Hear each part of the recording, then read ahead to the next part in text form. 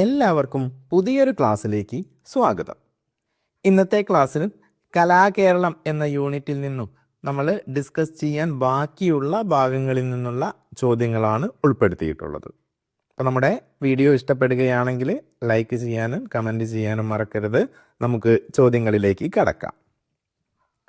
ഒന്നാമത്തെ ചോദ്യം, കേരള കലാമണ്ഡലത്തെ സംബന്ധിച്ച താഴെ പറയുന്ന പ്രസ്താവനകളിൽ ശരിയായത് ഏത്? നമുക്ക് കലാകേരളം എന്നൊരു പാഠം പഠിക്കാനുണ്ട്. അതിൽ കലകളുമായി ബന്ധപ്പെട്ട കാര്യങ്ങളാണ് പഠിക്കുന്നത്. അപ്പോൾ കലകളുമായി ബന്ധപ്പെട്ട് പഠിക്കുമ്പോൾ നമുക്ക് ഒഴിവാക്കാൻ പറ്റാത്തൊരു സ്ഥാപനമാണ് കേരള കലാമണ്ഡലം. അപ്പോൾ നമ്മുടെ പാഠപുസ്തകത്തിൽ ഈ വർഷം നമുക്ക് കേരള കലാമണ്ഡലത്തെക്കുറിച്ച് പഠിക്കാൻ എവിടെയും പറയുന്നില്ല. പക്ഷെ കഴിഞ്ഞ വർഷം വരെ ഈ കലകളുമായി ബന്ധപ്പെട്ട പാഠത്തിൽ ഈ കലാമണ്ഡലത്തെ പറ്റി പഠിക്കാനുണ്ടായിരുന്നു. അതുകൊണ്ട് തന്നെ നമ്മളൊന്ന് അറിഞ്ഞിരിക്കണം. അപ്പോൾ ചിലപ്പോൾ കേരളത്തിൻ്റെ അടിസ്ഥാന വിവരങ്ങളുമായി ബന്ധപ്പെട്ട ചോദ്യങ്ങൾ GK-യിലുണ്ട്, അതുമായി ബന്ധപ്പെട്ട് ചോദിക്കാൻ സാധ്യതയുണ്ട്. അപ്പോൾ നോക്കാം, കേരള കലാമണ്ഡലം. അപ്പോൾ എന്താണ് കേരള കലാമണ്ഡലം? കേരളത്തിലെ കലാരൂപങ്ങളുടെ സംരക്ഷണത്തിന് വേണ്ടിയും അവയെ പഠിപ്പിക്കാൻ വേണ്ടി പുതിയ തലമുറയിലേക്ക് ഈ കലാരൂപങ്ങൾ പകർന്നു നൽകാൻ വേണ്ടിയിട്ടുമുള്ള സ്ഥാപനമാണ്. ഇപ്പോൾ അത് സർക്കാരിൻ്റെ കീഴിലുള്ള ഒരു കൽപ്പിത സർവകലാശാലയാണ്. ഓക്കെ, പ്രസ്താവനകൾ നമുക്ക് ശരിയാണോ എന്ന് പരിശോധിക്കാം. ഒന്നാമത്തെ പ്രസ്താവന, മഹാകവി വള്ളത്തോൾ നാരായണ മേനോനാണ് ഇത് സ്ഥാപിച്ചത്. അപ്പോൾ കേരള കലാമണ്ഡലം സ്ഥാപിച്ചത് ആരാണെന്ന് നമ്മൾ നിർബന്ധമായും അറിഞ്ഞിരിക്കണം. ആരാണ് സ്ഥാപിച്ചത്? മഹാകവി വള്ളത്തോൾ നാരായണ മേനോനാണ്. നമുക്കറിയാം, ആധുനിക കവിത്രയത്തിലെ ഒരാളാണ് അല്ലേ വള്ളത്തോൾ. ആശാനുള്ളൂർ വള്ളത്തോളാണ് ആധുനിക കവിത്രയം. അപ്പോൾ ആ വള്ളത്തോൾ നാരായണ മേനോനാണ് ഈ കേരള കലാമണ്ഡലം സ്ഥാപിച്ചത്. അപ്പോൾ അദ്ദേഹം നമ്മുടെ ധാരാളം കൃതികൾ എഴുതി മലയാള കവിതയ്ക്ക് സംഭാവന നൽകുക മാത്രമല്ല ചെയ്തത്, കേരളത്തിലെ കലകളെ സംരക്ഷിക്കാനും അവയെ പരിപോഷിപ്പിക്കാനും വേണ്ടി കേരള കലാമണ്ഡലം സ്ഥാപിക്കുക കൂടി ചെയ്തിട്ടുണ്ട്. അപ്പോൾ അത് ശരിയായ പ്രസ്താവനയാണ്. അപ്പോൾ നമ്മളിവിടെ ശരിയിട്ടു. തൃശ്ശൂർ ജില്ലയിലെ ചെറുതുരുത്തിയിലാണ് ഈ സ്ഥാപനം സ്ഥിതി ചെയ്യുന്നത്. അപ്പോൾ എവിടെയാണ് സ്ഥിതി ചെയ്യുന്നത് എന്നും കഴിഞ്ഞ വർഷത്തെ പുസ്തകത്തിൽ പഠിക്കാനുണ്ടായിരുന്നു, പാഠപുസ്തകത്തിൽ തന്നെ പഠിക്കാനുണ്ടായിരുന്നു. ഏത് ജില്ലയിലാണ്? തൃശ്ശൂർ ജില്ലയിൽ. തൃശ്ശൂർ ജില്ലയിൽ എവിടെയാണ്? ചെറുതുരുത്തി എന്ന സ്ഥലത്താണ്. ഓക്കെ, അപ്പോൾ ഈ തൃശ്ശൂർ ജില്ലയുടെ പ്രത്യേകത എന്താണ്? നമ്മുടെ സാംസ്കാരിക തലസ്ഥാനമാണ്. കേരളത്തിൻ്റെ സാംസ്കാരിക തലസ്ഥാനം ഏത് സ്ഥലമാണ്? തൃശ്ശൂരാണ്. അപ്പോൾ ആ തൃശ്ശൂരിലെ ചെറുതുരുത്തിയിലാണ് ഈ കേരള കലാമണ്ഡലം സ്ഥിതി ചെയ്യുന്നത്. അപ്പോൾ ഈ കേരള കലാമണ്ഡലമൊക്കെ സ്ഥിതി ചെയ്യുന്നതൊക്കെ കൊണ്ട് തന്നെയാണ് നമ്മുടെ തൃശ്ശൂരിന് സാംസ്കാരിക തലസ്ഥാനം എന്ന പദവി ലഭിച്ചത് തന്നെ അല്ലേ. അപ്പോൾ അത് ശരിയായ പ്രസ്താവനയാണ്. ഇനി പെരിയാറിൻ്റെ തീരത്താണ് കലാമണ്ഡലം സ്ഥാപിച്ചിരിക്കുന്നത്. അപ്പോൾ ഏത് നദിയുടെ തീരത്തെന്നാണ് പറഞ്ഞിട്ടുള്ളത്? പെരിയാർ. പക്ഷേ പെരിയാറിൻ്റെ തീരത്തല്ല, ഇത് തെറ്റായ പ്രസ്താവനയാണ്. പിന്നെ ഏത് നദിയുടെ തീരത്താണ്? ഭാരതപ്പുഴയുടെ തീരത്താണ്. അപ്പം ഭാരതപ്പുഴയുടെ തീരത്താണ് നമ്മുടെ കേരള കലാമണ്ഡലം സ്ഥിതി ചെയ്യുന്നത്. അപ്പോൾ ഭാരതപ്പുഴയുടെ മറ്റൊരു പേരെന്താണ്? GK-യിലൊക്കെ ചോദിക്കാൻ സാധ്യതയുള്ളതാണ്. നിള അല്ലേ. നിള എന്നറിയപ്പെടുന്നത് ഏതാണ്? ഭാരതപ്പുഴയാണ്. ഓക്കെ, ഇനി നിളയുടെ കഥാകാരൻ എന്നറിയപ്പെടുന്നത് ആരാണ്? നിളയുടെ കഥാകാരൻ എന്നറിയപ്പെടുന്നത് MT ആണ് അല്ലേ. MT വാസുദേവൻ നായരാണ് നിളയുടെ കഥാകാരൻ എന്ന് അറിയപ്പെടുന്നത്. ഓക്കെ, അപ്പോൾ ആ കാര്യങ്ങൾ കൂടി ഇതിൻ്റെ കൂട്ടത്തിൽ അവിടെ ഓർമ്മിച്ചു വെക്കാം. അപ്പോൾ ഏത് നദിയുടെ തീരത്താണ്? ഭാരതപ്പുഴയുടെ തീരത്താണ്. അപ്പോൾ തെറ്റായ പ്രസ്താവനയാണ്. അപ്പോൾ ഇവിടെ നമുക്ക് ശരിയായവ മാത്രമാണ് വേണ്ടത്. ഏതൊക്കെയാണ് ശരിയായത്? 1, 2 ശരിയാണ്, 3 തെറ്റാണ്. അപ്പോൾ 1, 2 എന്നിവ മാത്രം എന്ന് വരുന്ന ഓപ്ഷൻ A ആണ്. അതാണ് നമ്മൾ തിരഞ്ഞെടുക്കേണ്ടത്. ഓക്കെ, അപ്പോൾ നമുക്ക് രണ്ടാമത്തെ ചോദ്യത്തിലേക്ക് പോകാം. തെയ്യത്തെ സംബന്ധിച്ച താഴെ പറയുന്ന പ്രസ്താവനകൾ ശരിയായത് ഏത്? ഇപ്പോൾ തെയ്യം നമുക്ക് പാഠപുസ്തകത്തിൽ പഠിക്കാനുള്ളതാണ്. ഈ വർഷവും കഴിഞ്ഞ വർഷവും ഒക്കെ പഠിക്കാനുള്ള കലാരൂപമാണ് അല്ലേ. അപ്പോൾ തെയ്യത്തിന് കുറേ പ്രത്യേകതകളൊക്കെ ഉണ്ട്. തെയ്യവുമായി ബന്ധപ്പെട്ട പ്രസ്താവനകളിൽ ശരിയായത് മാത്രം നമ്മൾ തിരഞ്ഞെടുക്കണം. വടക്കൻ കേരളത്തിലെ കാവുകളിലാണ് തെയ്യം കെട്ടിയാടുന്നത്. ഇപ്പോൾ പ്രധാനമായും വടക്കൻ കേരളത്തിലെ കാവുകളിലാണ് തെയ്യം കെട്ടിയാടിയിരുന്നത്. ശരിയായ പ്രസ്താവനയാണ് കേട്ടോ. അപ്പോൾ 1 ശരിയാണ്. എന്തിനു വേണ്ടിയിട്ടാണ് ഈ കാവുകളിൽ വെച്ചിട്ട് ഈ തെയ്യം കെട്ടിയാടുന്നത്? ദൈവപ്രീതിക്ക് വേണ്ടിയാണ്, ദൈവത്തിനെ പ്രീതിപ്പെടുത്താൻ വേണ്ടി അനുഷ്ഠിച്ചു വന്നിരുന്ന ഒരു കലാരൂപമാണ് ഏത്? തെയ്യം. അപ്പോൾ അതും ശരിയായ പ്രസ്താവനയാണ്. തെയ്യത്തിന് ഉപയോഗിക്കുന്ന പാട്ടുകളെ തോറ്റം പാട്ട് എന്ന് വിളിക്കുന്നു. അപ്പോൾ തെയ്യത്തിന് ഉപയോഗിക്കുന്ന പാട്ടുകൾ ഏത് പേരിൽ അറിയപ്പെടുന്നുണ്ട്? തോറ്റം പാട്ട് എന്ന പേരിൽ അറിയപ്പെടുന്നുണ്ട്. അത് ശരിയായ പ്രസ്താവനയാണ്. തെയ്യം കെട്ടിയാടുന്നതിനെ തെയ്യക്കോലം എന്നാണ് പറയുന്നത്. അതും വളരെ സിമ്പിളായിട്ടുള്ളൊരു പ്രസ്താവനയാണ്. തെയ്യം കെട്ടിയാടുന്നതിന് എന്ത് പറയും? തെയ്യക്കോലം എന്ന് പറയുന്നുണ്ട്. ശരിയായ പ്രസ്താവന. അപ്പോൾ നമ്മൾ ഏത് സെലക്ട് ചെയ്യണം? 1, 2, 3, 4 എല്ലാം ശരിയാണല്ലേ. അപ്പോൾ അത്തരത്തിൽ വരുന്ന ഓപ്ഷൻ ഏതാണ്? ഓപ്ഷൻ ഡി ആണ്. ഇവയെല്ലാം ശരിയാണ്. അപ്പോൾ അത് വേണം നമ്മൾ തിരഞ്ഞെടുക്കാൻ. ഓക്കെ അല്ലേ? യെസ്. നമുക്ക് മൂന്നാമത്തെ ചോദ്യത്തിലേക്ക് കടക്കാം. ഇതും തെയ്യവുമായി ബന്ധപ്പെട്ട ചോദ്യമാണ്. തെയ്യത്തെ സംബന്ധിക്കുന്ന താഴെ പറയുന്ന പ്രസ്താവനകൾ പരിശോധിക്കുക. തെക്കൻ കേരളത്തിൽ പ്രധാനമായും കാണപ്പെടുന്ന കലാരൂപമാണിത്. ശരിയാണോ? തെക്കൻ കേരളത്തിൽ പ്രധാനമായും കാണപ്പെടുന്ന കലാരൂപമാണോ? അല്ല, തെക്കൻ കേരളമല്ല, നമ്മുടെ വടക്കൻ കേരളമാണ് അല്ലേ. നമ്മുടെ കണ്ണൂർ ആണ് തെയ്യവുമായി ബന്ധപ്പെട്ട് തെയ്യത്തിൻ്റെ നാട് എന്നറിയപ്പെടുന്നത് ഏതാണ്? കണ്ണൂരാണ്. അപ്പോൾ വടക്കൻ കേരളത്തിൽ പ്രധാനമായും കാണപ്പെടുന്ന കലാരൂപമാണ് ഏത്? തെയ്യം. അപ്പോൾ ഒന്നാമത്തെ പ്രസ്താവന തെറ്റാണ്. 2, ദൈവം എന്ന വാക്കിൽ നിന്നാണ് തെയ്യത്തിൻ്റെ ഉൽപ്പത്തി. അപ്പോൾ തെയ്യം എന്ന വാക്കുണ്ടായി വന്നത് ഏത് വാക്കിൽ നിന്നാണ്? ദൈവം. അപ്പോൾ ദൈവത്തിനെ പ്രീതിപ്പെടുത്താൻ വേണ്ടിയിട്ടുള്ള ഒരു കലാരൂപമാണല്ലോ തെയ്യക്കോലം കെട്ടിയാടുന്നത്. അതെ. അപ്പോൾ അതുകൊണ്ട് തന്നെ നമുക്ക് ഒരു കാര്യം കൂടി മനസ്സിലാക്കാം. എന്താണ്? ദൈവം എന്ന വാക്കിൽ നിന്നാണ് തെയ്യം എന്ന വാക്ക് രൂപപ്പെട്ടത്. ശരിയായ പ്രസ്താവനയാണ്. അത് നമുക്ക് ശരിയിട്ടു കേട്ടോ. ഇതൊരു അനുഷ്ഠാന കലാരൂപമാണ്. എന്താണ് അനുഷ്ഠാന കലാരൂപം? അപ്പോൾ ഇവിടെ നമ്മൾ പരിചയപ്പെട്ടു, തെയ്യം ഒരു അനുഷ്ഠാന കലാരൂപമാണ്. ഇത് നമ്മുടെ വിശ്വാസവും ഒക്കെയായി ബന്ധപ്പെട്ടിട്ട് ദൈവപ്രീതിക്കൊക്കെ വേണ്ടി നടത്തുന്ന കലാരൂപമാണ് അല്ലേ. കുറേ കാര്യങ്ങളൊക്കെ അതിൽ ചെയ്യാനുണ്ട്. അത് കൃത്യമായി പാലിച്ചുകൊണ്ട് വിശ്വാസത്തിൻ്റെ ഭാഗമായിട്ട് നടത്തുന്ന കലാരൂപമാണ്. അല്ലാതെ വിനോദത്തിന് വേണ്ടി ഉള്ളൊരു കലാരൂപം അല്ല. ഇത് ഒരു അനുഷ്ഠാന കലാരൂപമാണ്. അപ്പോൾ അനുഷ്ഠാന കലാരൂപം ആണ് എന്ന് നമ്മൾ എന്തായാലും പഠിച്ചിരിക്കേണ്ട കാര്യമാണ് തെയ്യം. അതുകൂടാതെ നമുക്കൊരു അനുഷ്ഠാന കലാരൂപത്തിനെ കൂടി പറയാം. പടയണിയുമായി ബന്ധപ്പെട്ടത് കുറച്ച് നമുക്ക് അടുത്ത ചോദ്യത്തിൽ പരിചയപ്പെടാം. ഓക്കെ. അപ്പോൾ ഇതൊരു അനുഷ്ഠാന കലാരൂപമാണ്. ശരിയായ പ്രസ്താവനയാണ്. അപ്പോൾ ഇവിടെ ഏതൊക്കെയാണ്? 1, 2 എന്നിവ മാത്രം ശരിയാണ് എന്നുള്ളതാണ് ആദ്യത്തെ ഓപ്ഷൻ. അല്ല, അതല്ല നമുക്ക് വേണ്ടത് അല്ലേ. 1 തെറ്റാണ്. 2ഉം 3ഉം ശരി എന്ന് പറയുന്നത് ഏതാണ്? ഓപ്ഷൻ ബി ആണ് നമ്മൾ തിരഞ്ഞെടുക്കേണ്ടത്. ഓക്കെ അല്ലേ. അപ്പോൾ എന്തൊക്കെയാണ്? വടക്കൻ കേരളത്തിലാണ്. വടക്കൻ കേരളത്തിൽ തന്നെ കണ്ണൂരാണ് തെയ്യത്തിൻ്റെ പ്രധാന കേന്ദ്രം. അതുകൂടാതെ ദൈവം എന്ന വാക്കിൽ നിന്നാണ് തെയ്യത്തിൻ്റെ ഉൽപ്പത്തി. തെയ്യത്തിൻ്റെ നാട് എന്നറിയപ്പെടുന്നത് കണ്ണൂരാണ്. ഇതൊരു അനുഷ്ഠാന കലാരൂപമാണ്. ഓക്കെ. അപ്പോൾ ആ കാര്യങ്ങളൊക്കെ നമ്മൾ അറിഞ്ഞിരിക്കുക. വടക്കൻ കേരളത്തിലെ കണ്ണൂർ ജില്ലയിലൊക്കെയുള്ള കാവുകളിൽ ദൈവപ്രീതിക്ക് വേണ്ടിയാണ് ഇവ അനുഷ്ഠിക്കാറുള്ളത്. ഓക്കെ. 4ാമത്തെ ചോദ്യം. ഇതും കഴിഞ്ഞ വർഷം പാഠപുസ്തകത്തിൽ പഠിക്കാനുണ്ടായിരുന്ന ഒരു കലാരൂപമാണ്. അനുഷ്ഠാന കലാരൂപമായിട്ട് നമുക്ക് തെയ്യത്തിനെ കൂടാതെ പടയണി കൂടി പഠിക്കാനുണ്ടായിരുന്നു. LSSന് മുൻപ് ചോദിച്ചിട്ടുണ്ട്. ഇതിൽ പറയുന്നൊരു കാര്യം വെച്ചിട്ട് ചോദ്യങ്ങൾ വന്നിട്ടുണ്ട്. അപ്പോൾ നമുക്ക് പടയണിയുമായി ബന്ധപ്പെട്ട ശരിയായ പ്രസ്താവനകൾ ഏതൊക്കെയാണെന്ന് നോക്കാം. പടയണിയിലെ പ്രധാന വാദ്യോപകരണം തപ്പ് ആണ്. പടയണിയിലെ പ്രധാന വാദ്യോപകരണം ഏതാണെന്നാണ് ഇവിടെ പറഞ്ഞത്? തപ്പ്. ശരിയായ പ്രസ്താവനയാണ്. ഇത് മുൻ വർഷങ്ങളിൽ ഒരു ചോദ്യം വന്നിരുന്നു. തപ്പ് പ്രധാന വാദ്യമായിട്ട് ഉപയോഗിക്കുന്ന കലാരൂപം ഏതാണെന്ന് പറഞ്ഞുകൊണ്ട് പടയണിയായിരുന്നു അന്ന് ചോദിച്ചത്. അപ്പോൾ അതുകൂടി നമ്മൾ എന്തായാലും ഒന്ന് ജസ്റ്റ് അറിഞ്ഞിരിക്കാം. ഈ വർഷത്തെ പാഠപുസ്തകത്തിൽ നമുക്കിതിനെ പറ്റി പഠിക്കാനില്ല, എങ്കിലും ഇതൊന്ന് നമുക്ക് അവിടെ പഠിച്ചെടുക്കാം. പടയണിയിലെ ആദ്യ ചടങ്ങിനെ കച്ചകെട്ട് എന്ന് വിളിക്കുന്നു. അപ്പോൾ ആദ്യ ചടങ്ങിൻ്റെ പേരെന്താണ്? കച്ചകെട്ട്. പടയണി പ്രധാനമായും വടക്കൻ, അത് ശരിയായ പ്രസ്താവനയാണ്. പടയണി പ്രധാനമായും വടക്കൻ കേരളത്തിലെ കലാരൂപമാണ്. വടക്കൻ കേരളത്തിലെ കലാരൂപമല്ല.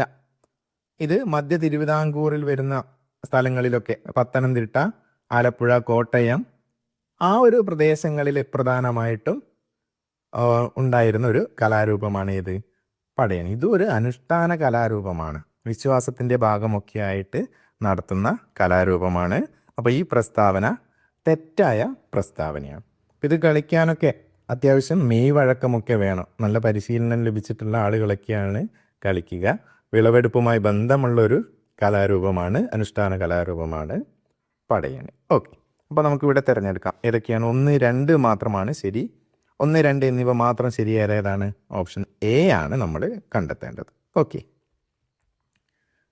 അടുത്ത ചോദ്യത്തിലേക്ക് പോവാം. രാജാ രവിവർമ്മയെ സംബന്ധിക്കുന്ന താഴെ പറയുന്ന പ്രസ്താവനകൾ പരിശോധിക്കുക. അപ്പോൾ രാജാ രവിവർമ്മ ആരാണെന്ന് നമുക്കറിയാം അല്ലേ? നമുക്ക് പാഠപുസ്തകത്തിൽ അദ്ദേഹത്തിൻ്റെ ചിത്രമൊക്കെ ഉണ്ട്, അദ്ദേഹം വരച്ച ചിത്രങ്ങൾ ഉണ്ട്.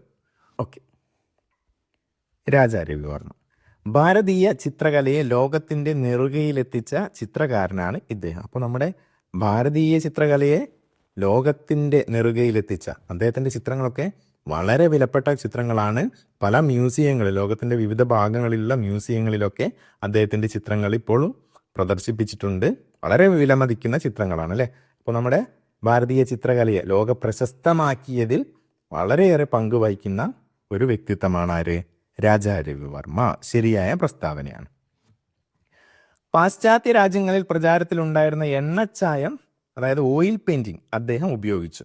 അപ്പോൾ പാശ്ചാത്യ രാജ്യങ്ങൾ, വിദേശ രാജ്യങ്ങളിലൊക്കെ പണ്ട് കാലത്ത് പ്രചാരത്തിലുണ്ടായിരുന്ന ഓയിൽ പെയിന്റിങ്, എണ്ണച്ചായം ഉപയോഗിച്ചിട്ടാണ് അദ്ദേഹം ചിത്രങ്ങൾ വരച്ചിരുന്നത്. അപ്പം അതും ശരിയായ പ്രസ്താവനയാണ്. ഓക്കെ, അപ്പോൾ അദ്ദേഹത്തിൻ്റെ കുറേ ചിത്രങ്ങൾ നമ്മുടെ പാഠപുസ്തകത്തിൽ കൊടുത്തിട്ടുണ്ട്. അതുമായി ബന്ധപ്പെട്ട ഓരോന്നിൻ്റെ പേരുകളൊക്കെ നിങ്ങൾ ക്ലാസ് റൂമിൽ വെച്ച് പഠിച്ചിട്ടുണ്ടാകും, പരിചയപ്പെട്ടിട്ടുണ്ടാകും. അപ്പോൾ അതുമായി ബന്ധപ്പെട്ട ഒരു ചോദ്യം നമുക്ക് അടുത്തത് വരുന്നുണ്ട്. അപ്പോൾ ഇവിടെ ഏതൊക്കെയാണ് ശരിയായ പ്രസ്താവനകൾ? 1ഉം 2ഉം ശരിയാണ് അല്ലേ? അങ്ങനെ പറയുന്ന ഓപ്ഷൻ ഏതാണ്? 1, 2 എന്നിവയെല്ലാം ശരിയാണ് എന്നുള്ള ഓപ്ഷൻ ഡി ആണ് നമ്മൾ തിരഞ്ഞെടുത്തത്. ഓക്കെ അല്ലേ? അദ്ദേഹം കേരളത്തിലെ ഏറ്റവും പ്രശസ്തനായ ചിത്രകാരനാണ്. ഇന്ത്യൻ ചിത്രകലയെ തന്നെ ലോകത്തിൽ പ്രശസ്തമാക്കി. അദ്ദേഹത്തിൻ്റെ പ്രധാന ചിത്രരീതി ഏതായിരുന്നു? എണ്ണച്ചായം ഉപയോഗിച്ചിട്ടുള്ള പെയിൻറ്റിങ് ആയിരുന്നു അല്ലേ? Oil painting. ഓക്കെ, താഴെ പറയുന്നവയിൽ രാജാ രവിവർമ്മ വരച്ച ചിത്രം ഏത്? മൊണാലിസ, ഹംസ ദമയന്തി, ഗോർണിക്ക, അവസാനത്തെ അത്താഴം. ഇതിൽ 3 ലോകത്തിലെ മറ്റ് പ്രശസ്തരായ ചിത്രകാരന്മാർ വരച്ചിട്ടുള്ള ചിത്രങ്ങളാണ്. അപ്പോൾ നമ്മുടെ രാജാ രവിവർമ്മ വരച്ചതിൽ ഏതായിരിക്കും? നിങ്ങൾക്ക് പരിചയം എന്തായാലും ഉണ്ടാകും. അദ്ദേഹത്തിനെ പറ്റി നമുക്ക് പഠിക്കാനുണ്ട്. ആ സമയത്ത് നിങ്ങൾ ചിത്രം കാണുകയും അതിൻ്റെ പേര് പരിചയപ്പെടുകയും ചെയ്തിട്ടുണ്ടാകും. ഏതാണ്? മൊണാലിസയാണോ? അല്ല. ഗോർണിക്കയാണോ? അതുമല്ല. അവസാനത്തെ അത്താഴം? അതുമല്ല. പിന്നെ ഏതാണ്? ഹംസ ദമയന്തിയാണ് അദ്ദേഹം വരച്ച ചിത്രം. ഹംസ ദമയന്തിയെ കൂടാതെ അദ്ദേഹത്തിൻ്റെ മറ്റുള്ള ചിത്രങ്ങൾ ഏതൊക്കെയാണ്? ജടായുവധമുണ്ട് അല്ലേ? ആ ജടായുവിൻ്റെ ചിത്രമുള്ളത് ജടായുവധമുണ്ട്. അച്ഛൻ വരുന്നുണ്ട്, ഒരു അമ്മ കുട്ടിയെ എടുത്തിട്ട് കൈ ചൂണ്ടിക്കാണിക്കുന്നുണ്ടല്ലോ, അച്ഛൻ വരുന്നുണ്ട്. ഹിയർ കംസ് ഫാദർ, അങ്ങനെ എന്തോ ആണ് അതിൻ്റെ പേര്. പിന്നെ ഏതുണ്ട്? ദമയന്തിയുടെ ചിത്രമുണ്ട്, നായർ സ്ത്രീയുണ്ട്.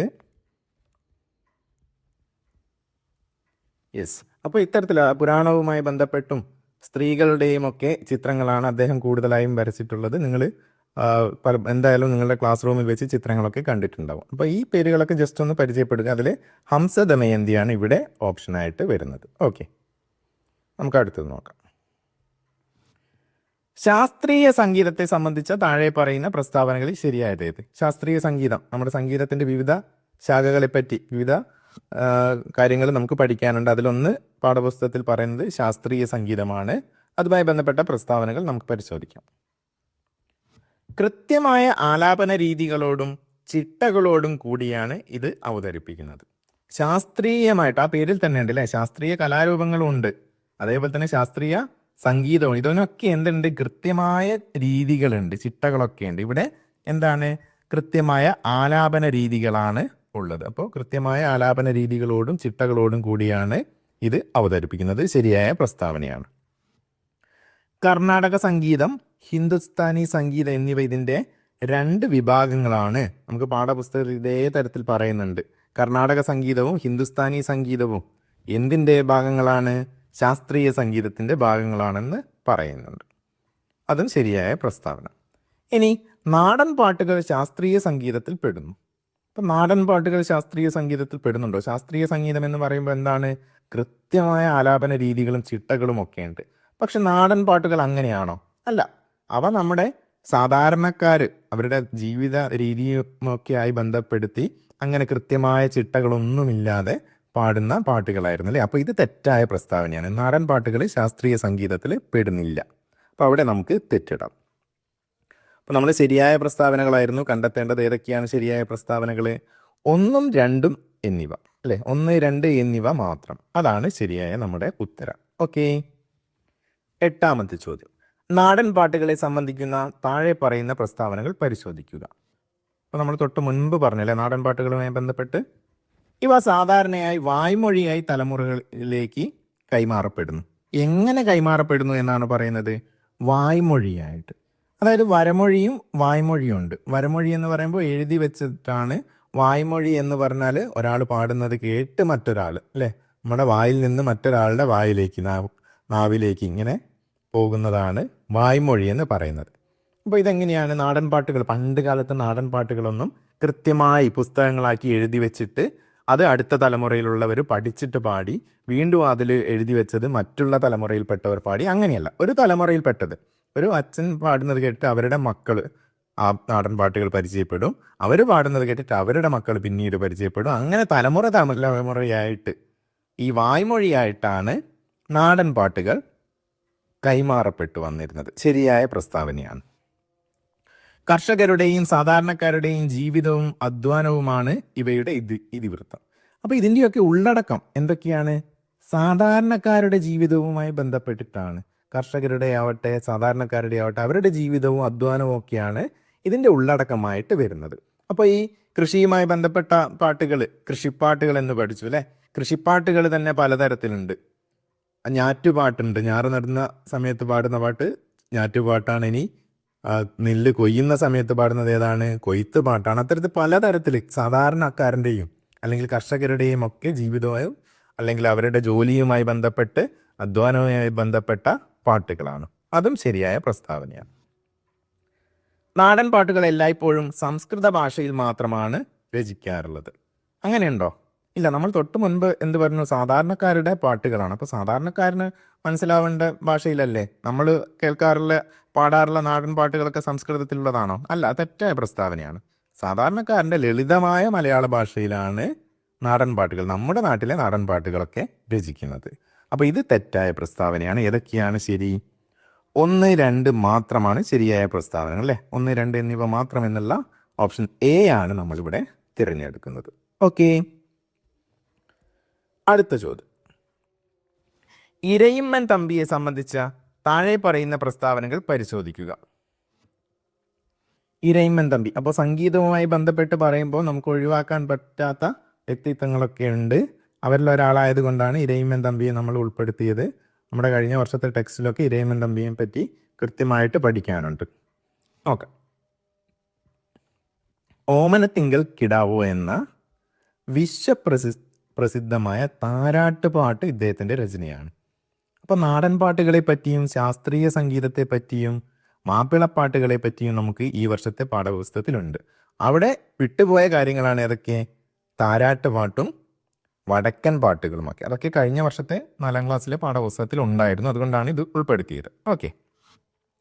താരാട്ട് പാട്ടുകളിൽ ഏറ്റവും പ്രശസ്തമായിട്ടുള്ളൊരു പാട്ടാണ് ഏത്? ഓമനത്തിങ്കൽ കിടാവോ. ഇത് രചിച്ചതാരാണ്? ഇരയിമ്മൻ തമ്പിയാണ്. അത് ശരിയായ പ്രസ്താവന ആണ്. കുഞ്ചൻ നമ്പ്യാരുടെ സമകാലികനായിരുന്നു ഇദ്ദേഹം. കുഞ്ചൻ നമ്പ്യാർ അല്ലേ? ഒരു പ്രശസ്ത വ്യക്തിയുടെ സമകാലികനായിട്ടാണ് ഇരയിമ്മൻ തമ്പിയെ നമ്മൾ പഠിക്കുന്നത്. പക്ഷെ അത് കുഞ്ചൻ നമ്പ്യാരല്ല. കുഞ്ചൻ നമ്പ്യാരുടെ ആ ജീവിതകാലത്തിന് ശേഷമാണ് ഇരയിമ്മൻ തമ്പി ജീവിച്ചത്. അപ്പോൾ കുഞ്ചൻ നമ്പ്യാരല്ല. അതാരാണെന്ന് നമ്മൾ അറിഞ്ഞിരിക്കണം. ആരാണ്? സ്വാതി തിരുനാളാണ്. നമ്മുടെ കേരളത്തിലെ ഒരു ഭരണാധികാരിയായിരുന്നു സ്വാതി തിരുനാൾ. അപ്പോൾ അദ്ദേഹത്തിൻ്റെ സമകാലികനായിരുന്നു കുഞ്ചൻ നമ്പ്യാർ. അപ്പോൾ ഈ ഓമനത്തിങ്കൽ കിടാവോ എന്ന താരാട്ടുപാട്ട് ആർക്ക് വേണ്ടി എഴുതിയതാണെന്ന് അറിയാമോ? ഈ സ്വാതി തിരുനാളിന് വേണ്ടിയിട്ടാണ് എഴുതിയത്. ഓക്കെ. അപ്പോൾ പിന്നെ സ്വാതി തിരുനാളിൻ്റെ സദസ്സിലെ കവി കൂടിയായിരുന്നു പിന്നീട് ഇരയിമ്മൻ തമ്പി. ഓക്കെ. അടുത്തത്. ഉത്തരാ സ്വയംവരം ഇദ്ദേഹം രചിച്ച പ്രശസ്തമായ ഒരു ആട്ടക്കഥയാണ്. ഉത്തരാ സ്വയംവരം മാത്രമല്ല, ദക്ഷയാഗം, കീചകവധം ഇതൊക്കെ ആട്ടക്കഥകളാണ്. ഉത്തരാ സ്വയംവരം ആട്ടക്കഥ, ദക്ഷയാഗം ആട്ടക്കഥ, കീചകവധം ആട്ടക്കഥ ഇതെല്ലാം അദ്ദേഹത്തിൻ്റെ രചനകളാണ്. അതും ശരിയായ പ്രസ്താവനയാണ്. അപ്പോൾ ഇവിടെ ഏതൊക്കെയാണ് ശരി? 1, 3 എന്നിവ മാത്രം ശരി എന്നുള്ള ഓപ്ഷൻ സി ആണ് നമ്മൾ തിരഞ്ഞെടുക്കേണ്ടത്. 10ാമത്തെ ചോദ്യം. സ്വാതി തിരുനാൾ മഹാരാജാവിനെ സംബന്ധിച്ച് താഴെ പറയുന്ന പ്രസ്താവനകൾ ശരിയായത് ഏത്? ഇപ്പോൾ സ്വാതി തിരുനാളിനെ ഞാൻ പറഞ്ഞു അല്ലേ, നമ്മൾ കഴിഞ്ഞ പ്രാവശ്യത്തെ പുസ്തകത്തിലുണ്ടായിരുന്നു. സംഗീതത്തിൽ കേരളത്തിൽ നിന്ന് ഒഴിവാക്കാൻ പറ്റാത്ത ഒരു വ്യക്തിയാണ് സ്വാതി തിരുനാൾ. അദ്ദേഹം ഭരണാധികാരി മാത്രമായിരുന്നില്ല, ഒരു സംഗീതജ്ഞൻ കൂടിയായിരുന്നു. അദ്ദേഹത്തിൻ്റെ ഭരണകാലം കേരള സംഗീതത്തിൻ്റെ വസന്തകാലമായിരുന്നു. കേരള സംഗീതത്തിൻ്റെ വസന്തകാലമായി അറിയപ്പെടുന്നത് ഏതു ഭരണാധികാരിയുടെ ഭരണകാലമാണ്? സ്വാതി തിരുനാളിൻ്റെതാണ് ശരിയായ പ്രസ്താവന. അദ്ദേഹം ഗർഭശ്രീമാൻ എന്നറിയപ്പെടുന്നു. അമ്മയുടെ വയറ്റിൽ ഗർഭാവസ്ഥയിൽ കിടക്കുമ്പോൾ തന്നെ അടുത്ത രാജാവായിട്ട് അദ്ദേഹത്തിനെ പ്രഖ്യാപിക്കുന്നുണ്ട്. അതുകൊണ്ട് തന്നെ ഗർഭശ്രീമാൻ എന്ന പേരിൽ അദ്ദേഹം അറിയപ്പെടുന്നത്. അതും ശരിയായ പ്രസ്താവന. ഇതൊക്കെ നമ്മുടെ കഴിഞ്ഞ വർഷത്തെ പാഠപുസ്തകത്തിൽ നിന്ന് എടുത്ത കാര്യങ്ങളാണ്.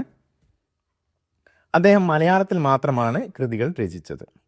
അദ്ദേഹം മലയാളത്തിൽ മാത്രം അല്ല കൃതികൾ രചിച്ചത്. അദ്ദേഹം മലയാളത്തെ കൂടാതെ ഹിന്ദി, തമിഴ്, തെലുങ്ക്, കന്നഡ തുടങ്ങി വിവിധ ഭാഷകളിൽ 500-ലധികം കൃതികൾ രചിച്ചിട്ടുണ്ട്. അതുകൊണ്ട് തന്നെയൊക്കെയാണ് കേരള സംഗീതത്തിൻ്റെ വസന്തകാലം. സംഗീതത്തെ ഒരുപാട് പ്രോത്സാഹിപ്പിക്കുകയും ചെയ്തിട്ടുണ്ട്. ഓക്കെ, അപ്പോൾ ഇദ്ദേഹത്തിനെ നമുക്ക് സംഗീതത്തിനെ പറ്റി നമുക്ക് പഠിക്കാനുണ്ട്. അപ്പോൾ പഠിക്കുന്ന സമയത്ത് ഒഴിവാക്കാൻ പറ്റില്ല.